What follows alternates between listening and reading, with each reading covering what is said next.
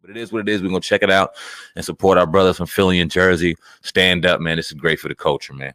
Yes, sir. But to tune into the Hip Hop Uncensored podcast with your brother, Old God, and SamAnt, going in today on this Monday. Now, the other day, SamAnt, news of Shotti Treyway came out that pretty much he received a 15-year sentence. Now, a lot of people were saying that he may get out a little earlier with good time and whatnot. He may end up being like 8 or 10 years. Okay. But he sat down and did an interview. I want to play a little clip from that with Cigar Talk at Najee Chill. Want to give him the credit for this video. I'll leave a link to the full video and on YouTube in the description box. I'm gonna play a little clip episode and get your thoughts.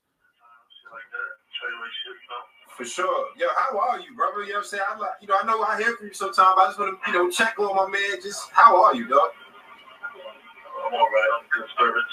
Physically, mentally. I'm strong. Can't break. Ben, I'm cool. Anything the Lord and my family, I'm in. Right. All right. I feel like it's funny because I talk to you sometimes, and I see the internet. I see people talking and what they talking about. And first, people always looking up the case. They always just like, yo, where's Shotti at? They moved him. Is he snitching now? That's what they be writing on online when I'm looking. Do you hear things like that? Does anybody tell you that? Because I always speak about my media, but they for the most part they know me.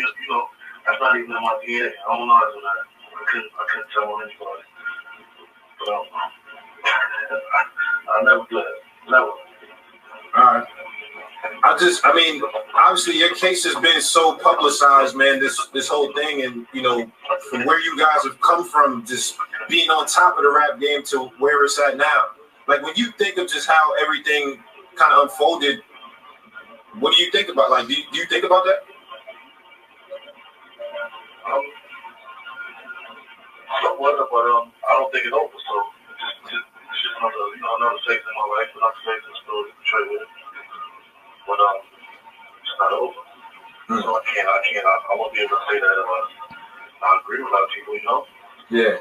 Basically, what I was just asking you is, like, do you ever just think about how everything unfolded, man? I know you said it wasn't over, and I said, just as, Treyway the brand, how do you keep going with that? How do you make it hot running things from the inside?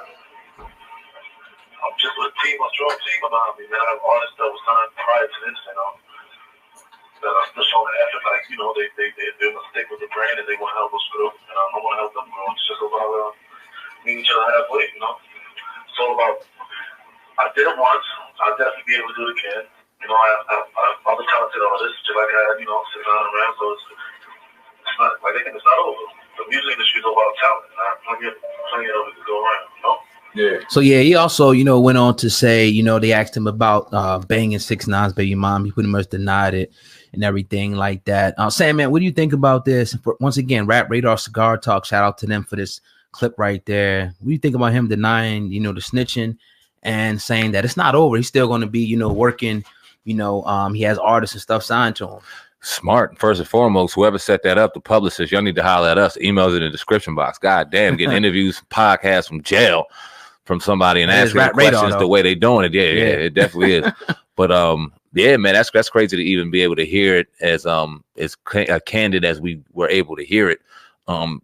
Basically saying that no, he didn't snitch. I'm sitting here doing 15 years. I'm sitting right here. Mm-hmm. It doesn't bother me, but what hurts me is you could hear how intelligent that brother is. In any interview I've ever heard with Shotti, you can hear how smart he is in the game and how smart he is with talent and just in producing talent and in this music industry. And it just goes, damn, the promise that he had and to get up under a dude in 6ix 9ine who made him a ton of money. I'm not going to excuse that. They made tons of money together.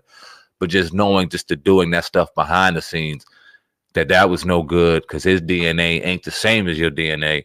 And you could be caught up for a while now. Him still doing music, that means he's going to continue to make money. He'll have money for his books. He'll have money for different things and situations. And he'll also have money when he gets out and won't have to deal with the system like a lot of brothers have to deal with getting out of prison. He's in a good space. He's in a good situation, given the fact that he could have done far more time. 15 years, less on good behavior, still making money, still able to fucking do podcasts and get your word out, and keep your brand alive. Yeah. Could be worse. Yeah, like you said, I mean, very, very well put. I think that it's sad because, like you said, he probably would have made $100 million if he was out in the street. You know, the way they was moving and going through the industry.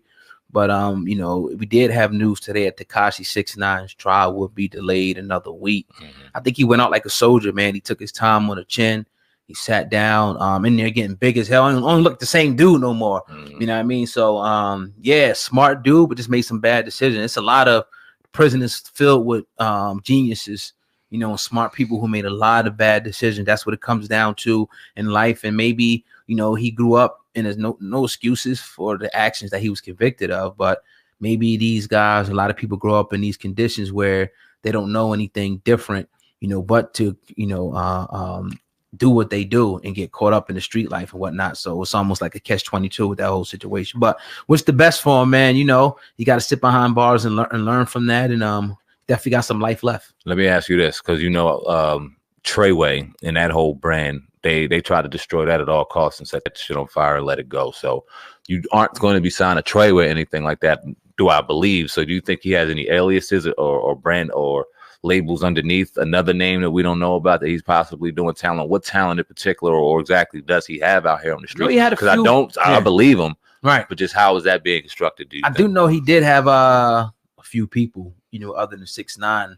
Obviously, with 6ix9ine being the springboard to that, more people wanted to get with him. I used to watch, you know, him on IG Live a few times talking with different, you know, up and coming artists, and people was knocking down his door. So I definitely believe, you know, because even with that whole thing, like you say, you said that 6ix9ine made him money. They made each other money, you know what I'm saying? Because he like the genius behind that whole fucking persona, even though ultimately it was people out here, they was gangbanging and shit like that.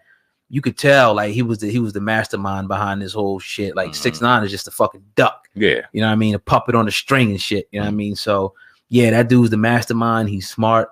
And yeah, you know, I don't know how much you could do from behind bars. You know what I mean? I don't know how he could Suge Knight it or something like that. But I'm sure that, you know, if he has some loyal artists, they still can make money. That's a fact. Yeah, and he also went on to say that he didn't rob 6ix9ine, and one can believe him, one can't. But we remember when 6ix9ine was on the Breakfast Club, his last interview before he started getting caught up. And by now we know the feds was in his ear, even in that interview. He was basically saying that he got rid of him because he was robbing them and doing this and doing that. So was he trying to create a narrative then that something was going on then? Because even though we don't know whether or not Shotti did it or didn't, you can kind of just look at him and get the vibe. You could look at a motherfucker's eyes and go, he's telling the truth, man. So I don't want to say that I all the way believe him because I don't know him. Right. But I tend to stay on the side of believing him when he says, nah, I didn't rob that kid, man. We made millions together. I made some bread. Of course I made some bread, but so did he, and I ain't take it down from him. I tend to believe that. Yeah. And, you know, I guess, you know, the truth will come out someday later, but now we got to look forward to Tekashi 6ix9ine, his trial coming up. And ironically, they delayed it a week. We definitely wanted to speak about some of the developments in that one. We'll have to wait another week on that. But yeah, I can't wait to see what happens with that one. And again, like I said, a lot of people were speaking on, you know, the type of sentence that Treyway got, and it might not turn into 15 years. So he could definitely have a future, you know, out here. He will have a future.